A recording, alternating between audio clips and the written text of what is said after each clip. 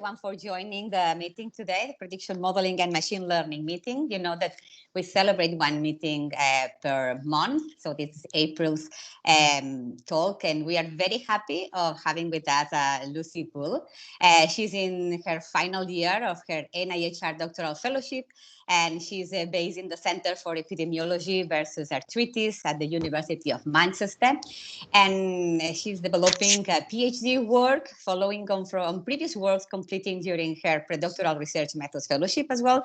And she's focusing on the statistical challenges of CPM development and updating in the clinical area of rheumatoid arthritis.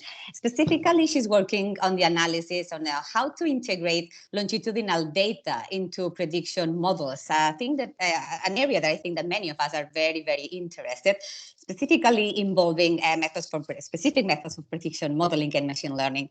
And so Lucy is here with us today to talk specifically about a paper that she published recently, which is called Harnessing Repeated Measurements of Predictor Variables, a review of existing methods for clinical risk prediction.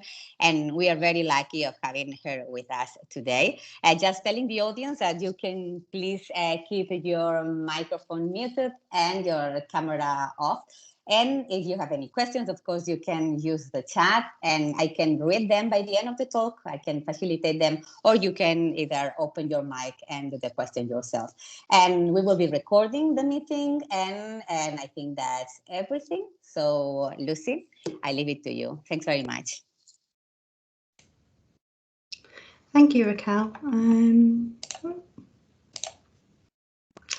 Yeah, sorry, I'm just trying to navigate Teams, so I apologise in advance for any technical issues here. Can I just check that my slides are moving across okay? Yes, it works. Great, cool. Okay, so yeah, as Raquel said, I'm based at the University of Manchester, so I'm currently in the final year of my doctoral research fellowship. Looking at longitudinal data, more specifically repeatedly measured predictors, and like predicting the risk of a future event for patients in healthcare more specifically. This kind of talk focuses on the paper that was published kind of early last year, which was looking at a methodological review and looking at where the literature is at the moment in this particular field. Today's talk, I guess I just wanted to start with the fact that although you might have very high expectations of all the answers, I didn't have them. And actually the spoiler of this talk is that there really is quite a lot of work to do in this field. So today's talk, I'll summarise kind of why we're even interested in longitudinal data, where's the opportunity kind of arisen from, and why do we want to use it specifically for prediction? How informative could it be? Then I'll kind of go into the methods review, the findings that we kind of discovered, but also kind of how we kind of interpreted the literature so that applied researchers could get a better understanding of the field. And then I briefly wanted, and it will really be brief, kind of skipping over some of the slides for some empirical analysis that's also been done as part of my PhD, which kind of brings the methods that were identified from the methods review kind of into practice and starting to think about what extra considerations we might have when we're incorporating longitudinal data to assess a patient's prognosis. Now, this empirical analysis was kind of completed on a longitudinal cohort study that's readily available for rheumatoid arthritis. And this data is actually routinely collected, despite this being a cohort study, because NICE kind of advocate and recommend that patients enroll on this cohort study. So this is kind of a real world example of where the longitudinal data really could add benefit for patients, especially for the assessment of risk. But I'll go into more detail later on in the talk. So I first wanted to kind of think about prediction in healthcare. Why is it useful? I'm not going to spend too long on this. You're all kind of taking part in a prediction modelling series and clearly maybe understand the kind of importance or the relevance of predicting healthcare at the moment.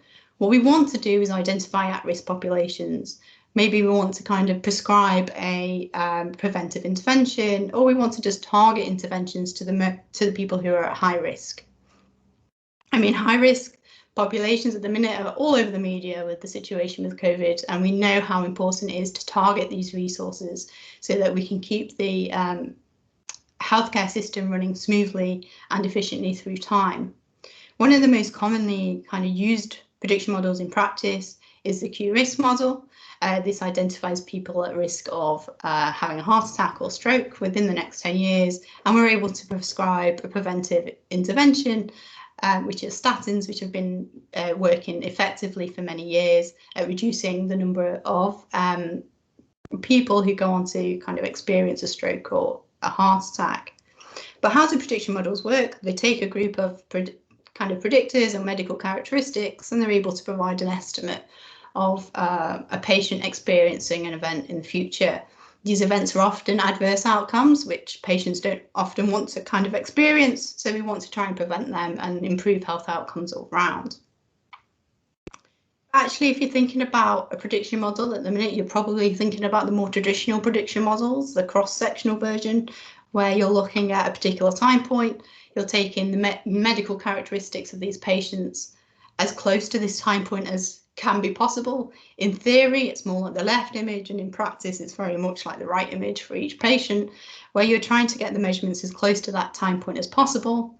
You follow them up over time, and you identify patterns between those covariate values and whether the patient or the individual goes on to experience that adverse outcome or not.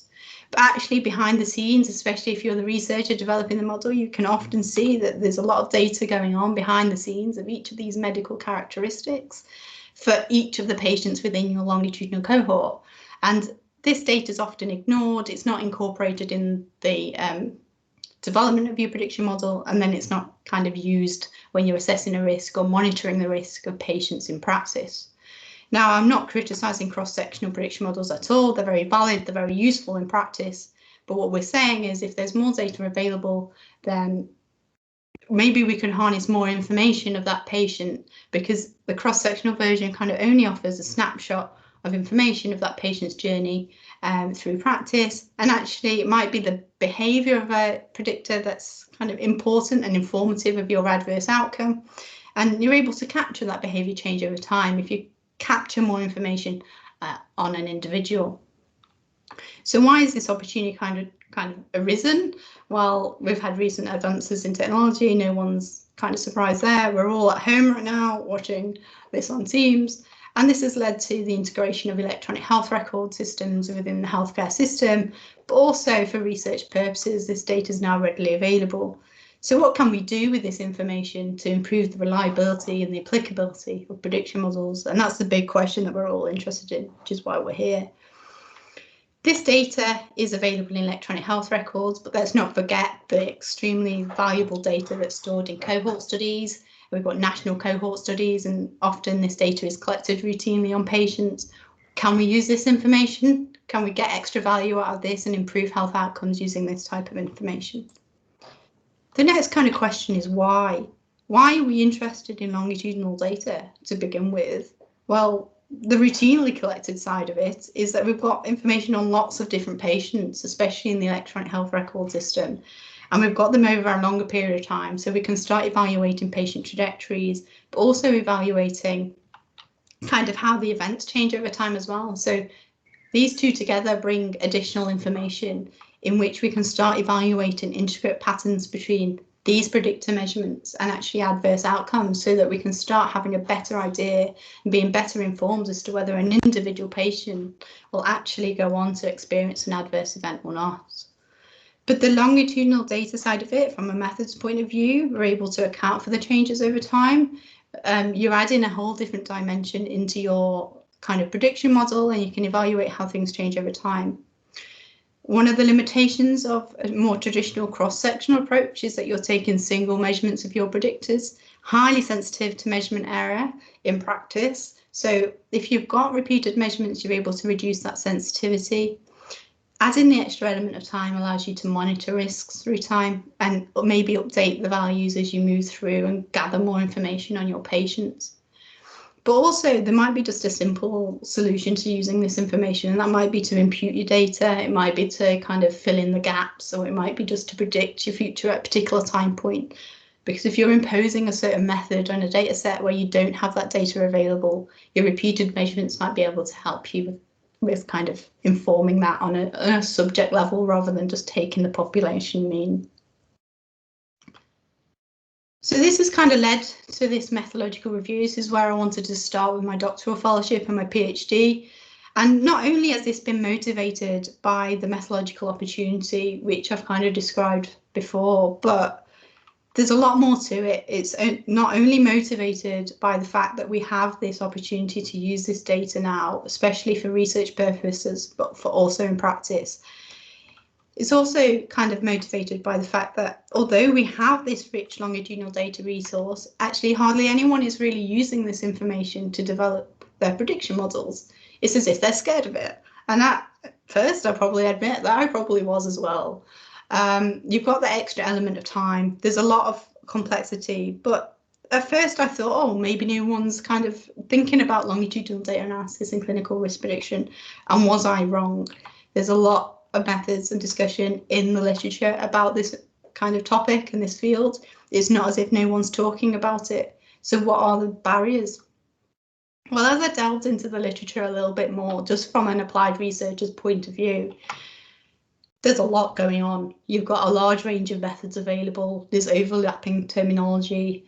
It's under-researched for its application in healthcare, despite the fact that longitudinal data analysis is well established. It's quite disjointed. Different authors of comparative reviews will talk about different methods and not really give the motivations behind that. A lot of the kind of literature is motivated by methodology and not really the research question, the data. But also a lot of the prognosis research is still kind of, although it's massively improved over the past few years, we're not talking about longitudinal data. So if we want to do a job, we do it well and we can stick with the best practice that's currently out there. And that's for cross-sectional and more traditional approaches. There's also some evidence from the comparative reviews that incorporating longitudinal information can actually provide kind of marginally better performance. But often these reviews are comparing kind of really complex methods with simpler alternatives to show that you can go for the simpler alternative. But if you're thinking about it from a point of view of an applied researcher wanting to kind of make the most of their longitudinal data, which is probably where we're all at the moment, where do you even begin? To give an example of the overlapping technology, this is a great review kind of published from David Jenkins in our department at Manchester. And here we see the words dynamic models. Dynamic models are these dynamic prediction models. Who knows? These words and terminology are buzzwords, and we need to start thinking about longitudinal data. Yeah, longitudinal data in this particular case is repeatedly measured predictors. Dynamic models for David Jenkins' work is about addressing calibration drift and update, making sure that your prediction model doesn't go out of date. Yes, this is really important work, but it's not the same as what we're talking about today. So it's really important to start thinking about the literature, deciphering what means what, and where are we at with this particular field of repeatedly measured predictors. So this is where the review came in, and we were like, okay, well, we want to be able to kind of get a good understanding of the literature. I would need it for my PhD, but how could this be of service to other applied researchers going through the same kind of experience of finding that literature quite overwhelming? The primary objective of this review was to kind of review the literature, summarise all of the approaches that kind of come out of that, and make this field a bit more accessible for applied researchers. Start with where they would start with the research question and the data, and how would you start to even think about the methodology that would be available to your particular clinical application. So for this review, we were looking for papers which actually developed a clinical prediction model. It was a multivariable model. We were only interested in multivariable models, for that's best practice at the very least. And then we were looking for prediction models that were assessing a patient's prognosis on an individual's level. To put that into context, we weren't interested in population level kind of prediction models. So we weren't wanting to think about, say, models that were predicting the rate of coronavirus in 2025 when we're all still waiting for another holiday. And that's not what we wanted. We wanted an individual prognosis where the patients and medical professionals are there one-to-one in the practice, making decisions about their journey. And that's what we wanted our longitudinal data to make a difference on. Were people talking about it? So 217 papers informs the contents of the entire paper. And today I've got about 45 minutes. So this will be a very quick whiz through these papers and a really simplified kind of version of the field, because as I said before, it's quite complex. First of all, I grouped the methods into 7 different methodological frameworks. Now I've used the terminology frameworks because there's lots of variations within each of these boxes. 7 sounds a lot better than 217. So I wanted to group them into something that was a bit more kind of understandable and a good foundation for entering this field. There's a lot of variation within each of these frameworks, but they're grouped based on how they use longitudinal data and the assumptions that are imposed on that particular data.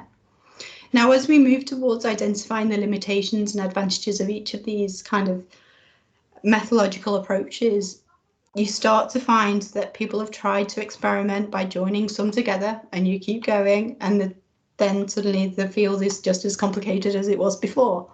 But if you start with the standalone frameworks and get your head around how longitudinal data is used and the assumptions made on the data, then we can start combining them and we can start getting a better understanding of what advantages that might bring to your clinical application. So we hoped that the grouping of these methods would help people enter into this field and then build on their knowledge throughout to kind of address the limitations for their particular clinical application. These 7 frameworks were then kind of split into 2 halves-ish in the broadest sense by thinking about how did they use the longitudinal data? And now you might think that this is a really stupid question, but actually, obviously at first thought, when you think about using your longitudinal data, you're like, okay, well, if I use my longitudinal data for model development, I'm going to need that information in practice, right? So we need to think about the practical implications of that. And that's the case for the majority of these methods. You develop your model on your population level, kind of repeated measurements and all of your predictors, and then you use your patient level repeated measurements for prediction. So you use any kind of patient evolution information that you've got as well at the time of that you're making that assessment of your patient's prognosis. But actually, this wasn't the story for all of the methods that we identified. The other 3 methodological frameworks, as standalone frameworks, and we're not talking about extensions where they've been combined with other approaches, will harness or model population level longitudinal information for model development purposes. But actually, when it comes to using these kind of models in practice, only the most recent observations for a particular patient are required. Now, this is really useful for the situations where you might not have the technology available to have the subject level repeated measurements. But you might be asking, well, why would you do that? Why would that be of use? And that goes into the why. Another question I really had on my mind at first, I knew why, as a statistician, I would want to capture longitudinal data. More information, I can get more reliable predictions out of that if it's correctly modelled. But as for the authors of these papers, why did they choose to capture their longitudinal data? And the motivations of each of the papers, where they'd written it, of course, it wasn't always reported. The methodological aims turned into just 3 key ones, really. So the first leads on from the idea of not using longitudinal data for when you're using your model in practice, and that's to better represent the relationship between your predictors and your outcome. Because if you're adding the element of time, then you might want to specify that relationship accounting for time. It might be that you want to use your method over several time points, but you don't want it to be kind of confounded by the element of time. The second was to infer a covariate value at a pre-specified time. So you might have large amounts of measurement error, especially with routinely collected data, but you also might have missing data, irregularly spaced data, and you might require your repeated measurements to kind of impute that data within there. And the third is probably the most intuitive. to account for the behaviour of your covariate. It might be that the irregularity of your blood pressure, for example, is more informative than the value itself for an adverse outcome. So these three methodological aims were the only three that were really identified within the literature. But again, I am oversimplifying how the literature stands at the minute, because yes, some methodological frameworks satisfy one of these methodological aims, but some of them are more flexible and more advanced and can satisfy kind of all three at once, depending on how you use it. So there's more to delve into when it comes to each methodological framework, but it's really good entrance into the field of getting a conceptual understanding of how they're using information, the assumptions that are being placed on the data and whether they're feasible for your particular application, and then kind of thinking about why you want to include that information. So for the methods that satisfy the first methodological aim and motivation, you've got landmark analysis, generalized estimating equations, and time-dependent covariate modelling. Time-dependent covariate modelling here is a time-dependent Cox model, for example, where you can have, say you monitor patients through time. At each time point you'd conceptually compare, for those who are still at risk, the most recent predictor values for those who experienced an event at that particular time and those who didn't. And the hazard would be updated for the sake of the covariates being updated through time. So your hazard is kind of taken into account that your covariate values are updating through time. In terms of prediction, a time-dependent Cox model is able to provide you with instantaneous risk estimates. Now, there's a lot of criticism for the time-dependent Cox model in general, but more specifically for the prediction, it's unable to predict into the future. For this method, you're required to have your covariate values for your patient at your horizon time. What I mean by horizon time here is, say if you're predicting 10 years in the future, then you need your patient's, say, blood pressure in 10 years' time. Do we know that? No, we don't know that in practice, but you'd assume that the one that you've taken, say today, would be valid in 10 years. That assumption becomes very invalid the larger your prediction window becomes.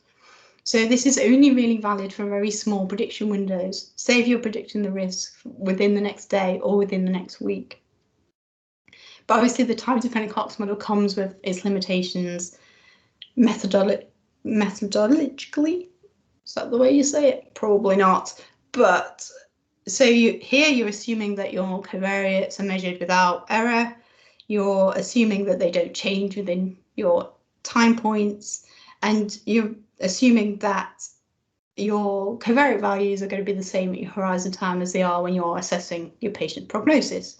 It's a highly unrealistic scenario, but why was it employed? Because it was really easy to kind of implement in software.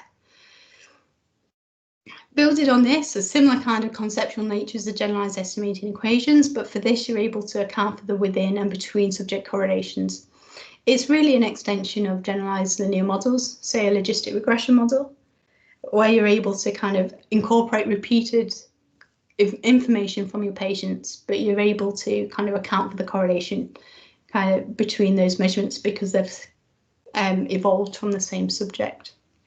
The example we found actually in the literature was chemotherapy and assessing the risk of poor outcomes from chemotherapy. Individual patients experience multiple cycles of the same chemotherapy, and if you're not able to incorporate the repeated cycles just because you can't account for the correlation, you're wasting a lot of information there. But generalized estimating equations have also been used to kind of assess the chance or kind of the rate of infection for an individual in general. So you're adjusting or accounting for the element of time and allowing for predictions to be updated. Landmark analysis is probably one of the most conceptually easy to understand.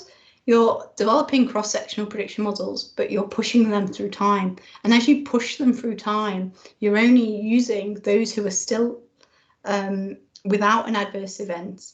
at that time. So say if we're talking about the context of survival, if you're developing your cross-sectional model 6 months past baseline, then you're only going to develop it on those who are still kind of alive at 6 months.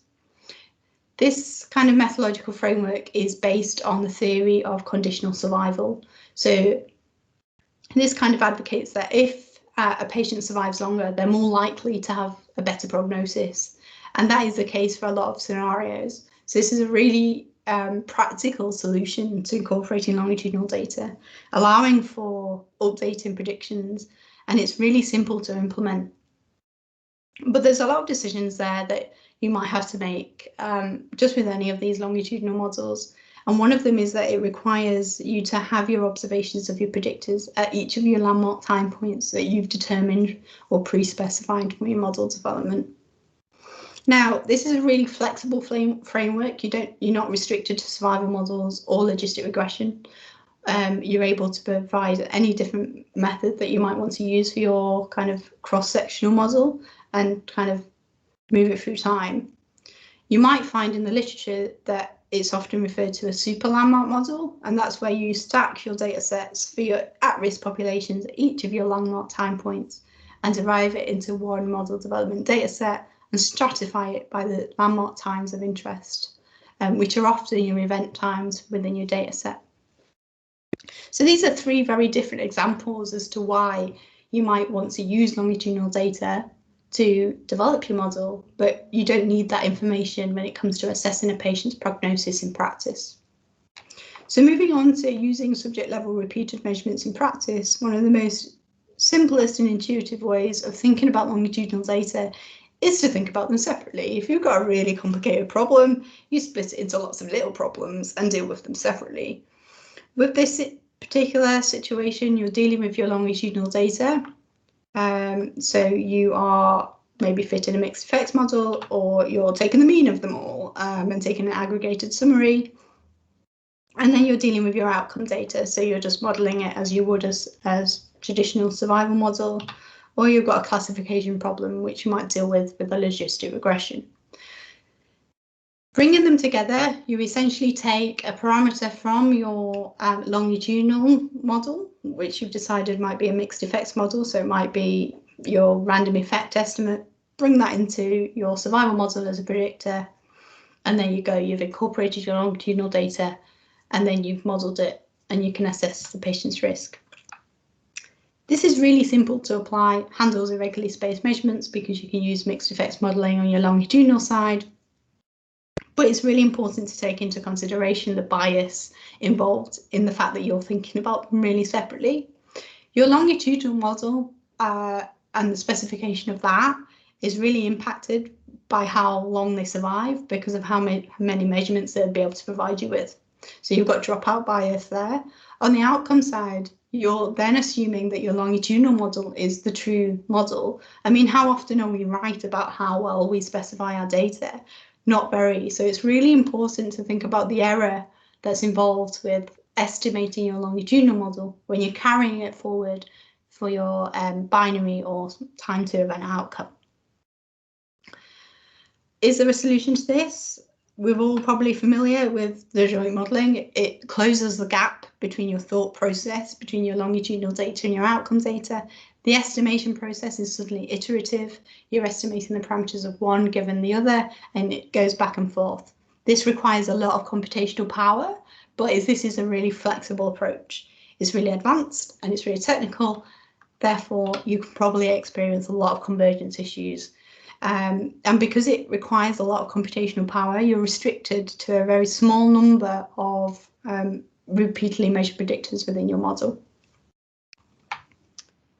Another kind of framework that came out of the woodwork whilst we were in the literature was kind of trajectory classification. Now, I've named this trajectory classification, but some of the words that were terminology that were coming out of the literature were pattern mixing models, linear discriminant analysis.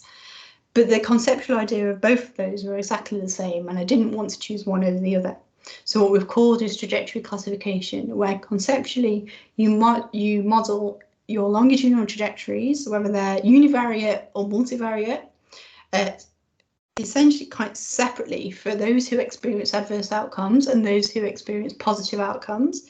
And when you come to use a model like this in practice, as soon as your new patient gets more and more information, you're able to estimate how similar they are to those to the trajectories that experience adverse outcomes and those who experience positive outcomes, and you're able to make decisions based on their individual evolution over time. This can also become really complex, the more longitudinal predictors that you might want to include in your model. But again, the number of repeatedly measured predictors included in your model is really refined by the research question and the clinical motivations for using it. Now, this one is ambiguous. My final modeling framework I put under the umbrella of machine learning. Machine learning is obviously also a very kind of broad terminology, just like dynamic prediction. And the methods under machine learning kind of range from the traditional statistical approaches right up until really kind of complex mathematical modeling techniques like neural networks. But in the context of prediction and longitudinal data, it was quite difficult and challenging to kind of decipher from this literature how the longitudinal data had been kind of manipulated and put into the model. So the four key kind of approaches I discuss in the paper are random forest, support vector machines, temporal extraction, and neural networks. The first two, random forest and support vector machines, from my understanding, are classification algorithms. Therefore, there's some manipulation to the longitudinal data before it's entered into that classification problem.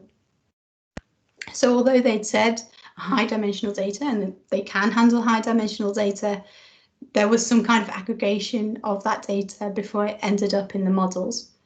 And now this process in itself is all automated. This is why I put machine learning into its own framework, not because of the methods and the assumptions of the methods, but more the process and model development. The process that was described within the papers for these machine learning algorithms was more of an automated system.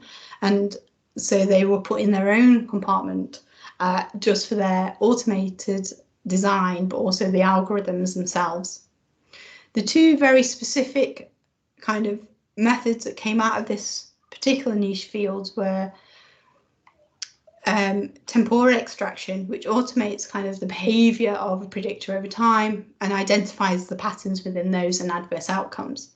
Now, this is very similar to the two-stage approach, but the identification and the aggregation of those repeated measurements was automated.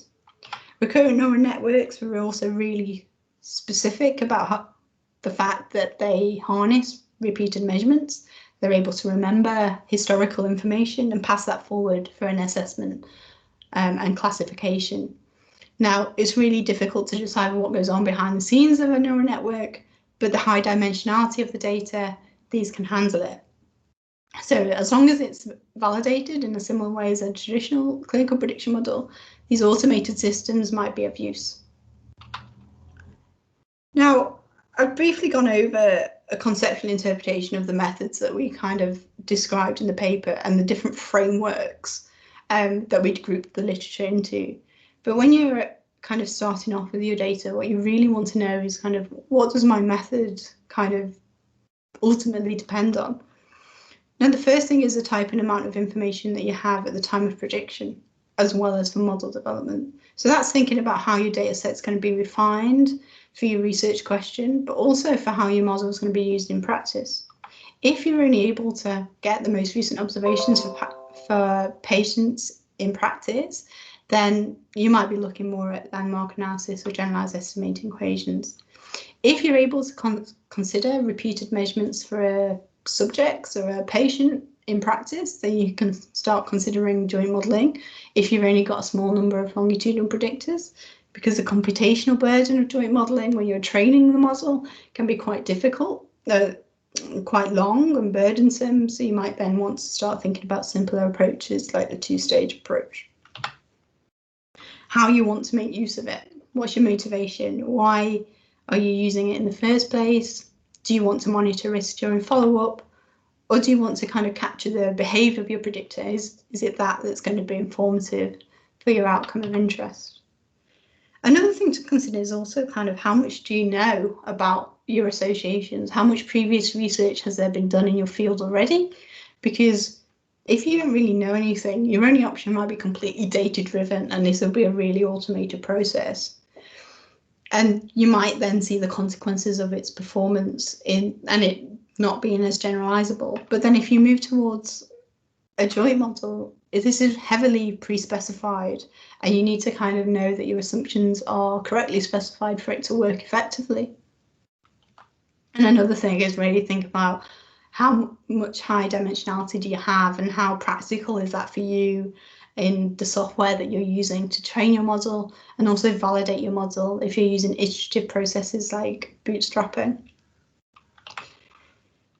Now, that was a summary of the results for the review, but there's a lot overlooked within the literature. As I went through it, I was trained for the best practice of cross-sectional models before I went into this field, and this was all I could think about when I was going through the literature. And there's a lot overlooked: how people dealt with missing data, irregularly spaced data, when it wasn't when it was required to be regularly measured for the method that they'd imposed. Sample size, any amount of longitudinal data is good, seemed to be the consensus. High dimensionality seemed to be a huge challenge in dealing with that, especially from the joint model side. How to kind of internally and externally validate your model when you're incorporating time. We've got a whole new dimension, and there's extra considerations you need to make when you're developing a model, but also using repeated measurements. So there's still a lot to think about, and I don't want to go over too much time, but what I wanted to cover was kind of when I brought it into the data and the real world data, what other challenges kind of have arisen. So the clinical motivation for the empirical study was to there were rheumatoid arthritis patients going on really strong treatment. And one of the key motivations or primary concerns for the patients themselves were that they might experience a serious infection, especially when they start on this treatment. Yes, their rheumatoid arthritis would be much improved, but a serious infection would leave a patient hospitalised, or they could unfortunately pass away. So this was a really primary concern, and it needs to be monitored on patients through time, especially when they're starting to take these treatments. And I wanted this actual empirical comparison. Although a real world prediction model won't be able to kind of be implemented from this investigation, the methodological kind of motivations for this, one would provide a foundation for a prediction model to be developed, but also this provides this kind of incentive of where this field could go next. So just to give an insight into the data that was available, we had limited patient information available when their first prognosis was being assessed. So we didn't want to kind of have a model that was restricted to only using longitudinal data at baseline, because we'd only have a single observation for each patient. Our sample size substantially decreased when we refined it to the research question, so we could only restrict it to kind of the first 3 years of follow-up, taking a really mind's eye view of the event prevalence. We had repeated events to think about. The risk of an event changed over time, and we really needed to account for that. There was a lot of within subject variability, despite there not being a great deal of between subject variability, especially across events and non-events. And we also had the timings of comorbidity occurrence, and we thought this might be quite informative. But actually, when we looked at when these comorbidities were diagnosed, it was often at the same time they were hospitalised for their serious infection.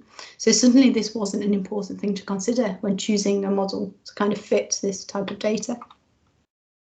So what we wanted to do was capture a single measurement of baseline, capture the irregularly spaced nature of it, capture the within subject variability. We want to monitor risk through time, and we want to acknowledge the presence of repeated events.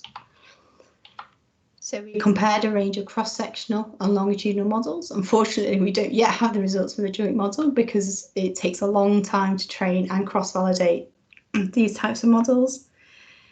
To briefly go over the assumptions of the different models and the predictors, you can see that time-dependent Cox models, generalized estimating equations, and landmark analysis kind of assume a constant predictor value as you move through time until there's a new observation or until there's a new landmark time and a new observation within there. The joint model offers you a more flexible approach, just like the two-stage approach, where you can kind of fit a flexible mixed effects model through time. Now, this is obviously just for illustration purposes and really a mixed effects model. We evaluated the performance of these models kind of multiple times, numerically using the C-index typically and the Brier score for calibration. What we learned was actually internal validation techniques for the more cross-sectional models might not be directly applicable or useful for a longitudinal scenario, because as you can see from the right-hand plot, we've not really got a realistic indication of how these models might perform in practice, because each method in turn is taking its drop in discrimination, and we weren't really sure why this is happening, so more investigation is required. For each scenario, we realised that the Brier score was showing us that the methods were getting really good as you move later through time and as the data set got smaller. Now, this was because the prevalence was getting smaller, and Brier score is really sensitive to event prevalence. We hoped the longitudinal models would kind of address the issue of miscalibration through time, but really, as you can see from the right-hand plots where you've got the time-dependent Cox model, we had the same issue, and we also had the same issue for a landmark approach. So we might need more work there too.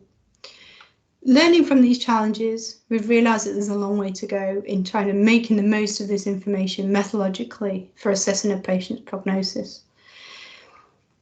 They can improve the performance, it's marginally better, but we can't get a good indication of how generalisable they are until we've got valid internal validation techniques. The longitudinal prediction models also struggle to maintain calibration over time, so this is an issue that needs to be addressed. And the Brier score may not also be a useful measure for comparing within method performance over time. My PhD will move forwards now to look at different styles of data, longitudinal and routinely collected data that might be apparent in practice, and looking at a comparison of methods so that we can start building this field and taking it forward. I just wanted to summarise the talk. I know that I've rambled on for quite a while, and I hope that we can get some discussion actually, because that's the valuable part of this talk. As electronic health records provided us with this opportunity and the advances in technology, the field is still new, it's disjointed and it's under-researched despite the vast amount of literature. It's complex, especially the literature field of this, but we'd hope that our review paper can help that, but also refining your research question is a good place to start. Reported challenges kind of lay with the irregularity, sparsity, and high dimensionality of routinely collected data. And we also learned that the best practice for more traditional model development for assessing a patient's prognosis needs to be extended and adapted for the longitudinal scenario. We also hope that the upcoming simulation study will provide a good foundation for pinpointing where the methodological priorities are in bringing this field forward and it being more effective for capturing patient evolution and patient trajectories for the assessment of patient risk. So I just want to thank my supervisors for their ongoing support and overthinking this issue with me along the way, and also the data and my funder. But I just wanted to also generate some discussion on kind of where people are at with incorporating longitudinal data, any challenges that they've had, or if they've got any questions about the particular paper that I've discussed today. So thanks for listening. I'm sorry that I've run over quite a bit. Totally fine. Thanks very much, Lucy. So yeah, of course, now people have the chance of asking, commenting, discussing. So feel free to raise your hand and take part on this. Let me see, is there any question? Okay, so Harry Parr, so it's your turn, please. Thanks, Lucy. That was a great talk. I really enjoyed the sort of exposition and all the different methodologies. I just wonder what your sort of opinion is in particular. I guess you sort of spoke about the different pros and cons, and it seems, you know, joint modeling is potentially where I guess the focus should be on, because, you know, it kind of incorporates all these assumptions and is well founded. And I've seen, you know, recently the tripod statements have been adapted and extended for AI and the Delphi protocols. So do you think there should be sort of a sub extension as such for the tripod statement to look more into the details of this longitudinal joint modeling methodologies, and sort of what's your take if you could extend this, what your work is looking on at the moment in terms of these reviews? Now, it's a really good question. Thanks, Harry. There's going to need to be extensions, but I think a good place to start is just using the tripod in a longitudinal scenario as it is. I think when I was going through the literature, a lot of things that you would often find in a more traditional scenario weren't even reported, because often it's experimental. People are experimenting with this type of data at the moment. They're trying it out, and it might not be that initially they're using it to kind of implement that model into practice, because it's an opportunity that we have at the moment to use the data. We don't yet know, especially in each of the clinical scenarios, how effective it might be. So often this data is used in a more kind of investigation or exploratory kind of way rather than in the implement way. So I think that if you are going to use the longitudinal data for implementation purposes, it's really important just to acknowledge the tripod statement as it is for a start. But I do think it might be the case that when you're developing a model for the longitudinal scenarios, you've had to have some extra considerations about the data and how you've chosen certain aspects of the data to report that. But this is all transparent reporting. You would expect that kind of reporting anyway. So I don't think it would have to be adapted massively, but I do think kind of being very explicit about the methods is really important in this scenario because of each step, and it being that extra element of kind of difficulty as you move and add in the element of time. So I think at the minute we don't need it yet, but I think as the more the kind of field develops and the investigations become more like, okay, well, we want to implement that into practice, then yes, we might need that extra level of consideration, especially for the validation process. Great, thank you. Thanks, Harry, for the question. So let's go now with Gordon, please. Hi, Lucy. Thanks for that talk and thanks for doing this review. It's I think it's hugely useful. I think you might have formally excluded them from the review, but did you come across examples of people predicting continuous outcomes from longitudinal data?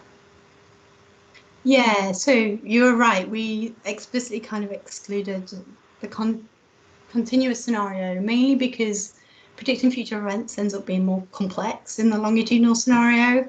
I mean, some of these approaches are kind of, you can kind of cover them with kind of the first stage of the two-stage kind of framework, and only really consider those methods and then kind of predict the future continuous outcome.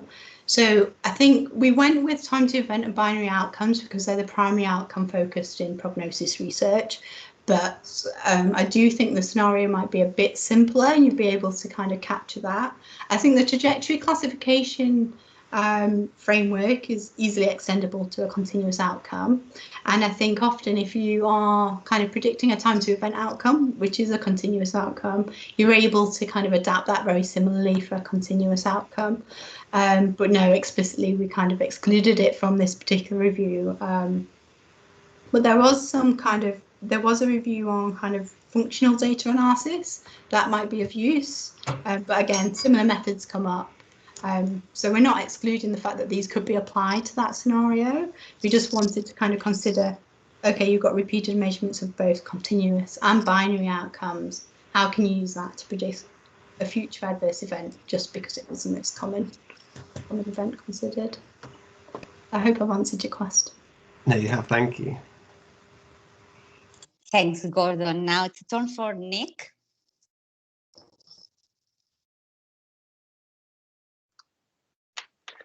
Hi, Lucy. Thanks for the really interesting talk. I was just wondering if you had any insights on techniques to deal with, a decent amount of percentage of missing data across the sort of longitudinal, time series. Advice, probably very little. Yes, this is one of the big issues, and actually it was quite overlooked in the literature in terms of how that was dealt with.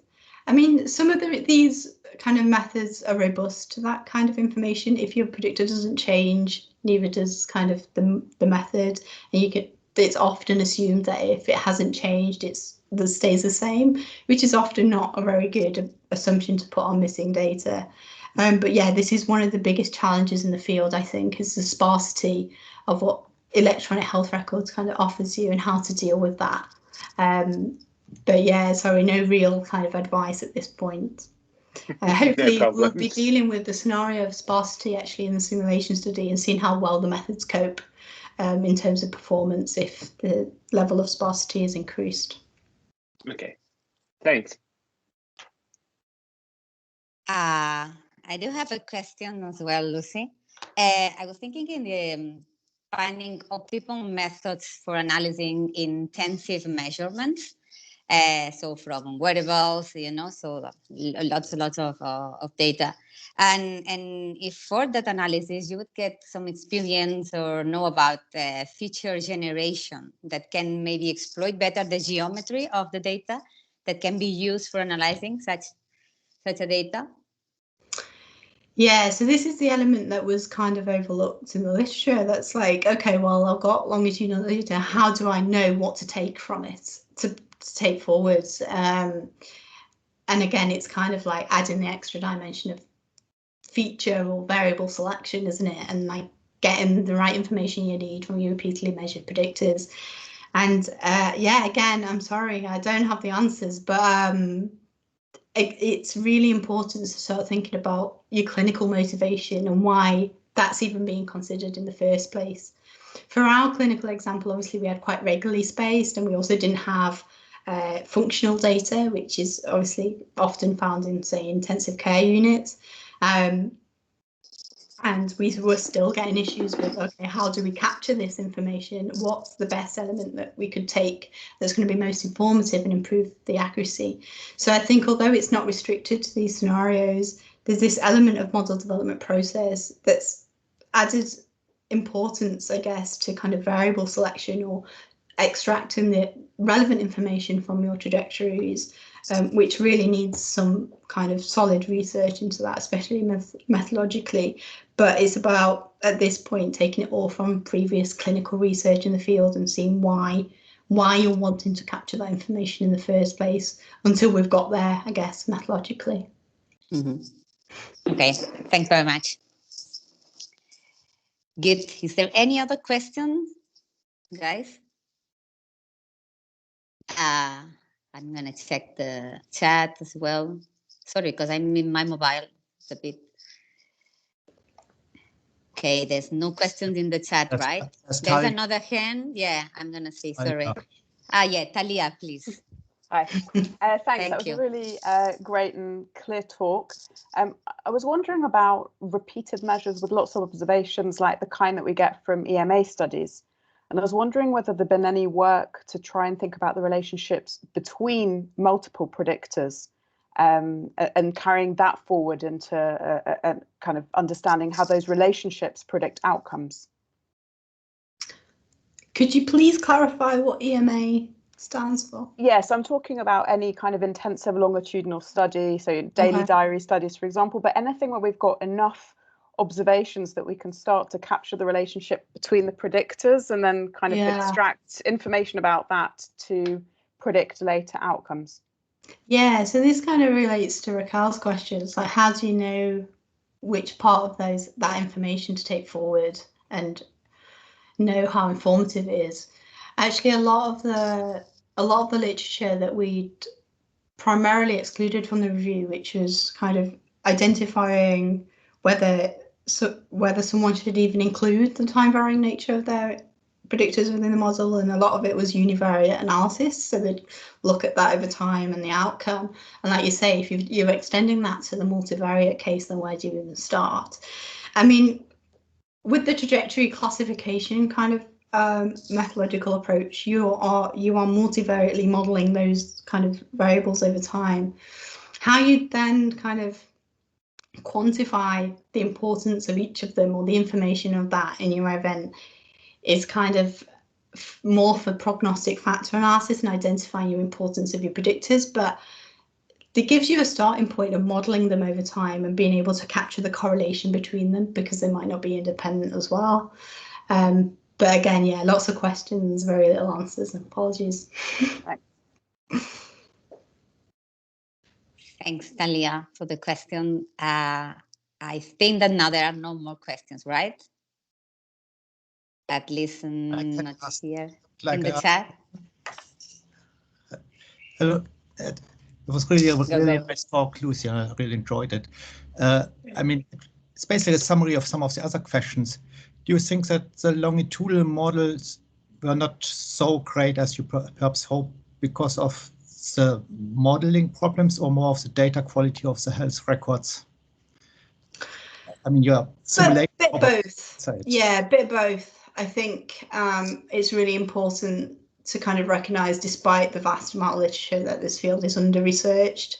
Yes, you've got a lot of methods available to us, but we've got a very niche style of data or structure of data that's coming through from the electronic health records, and the communication between the two really needs to be refined. We can't just copy and paste. It's not how it works. So it might be the fact that the more we investigate the challenges of the data, the more we're able to adapt the methods to accommodate and be able to kind of gain information the way we want to. I don't think the format of an electronic health record data is, and the challenges it imposes are restricted to the longitudinal scenario. We've got the same issue if you're dealing with a cross-sectional, and we can get there with that. So we can get there with the longitudinal scenario.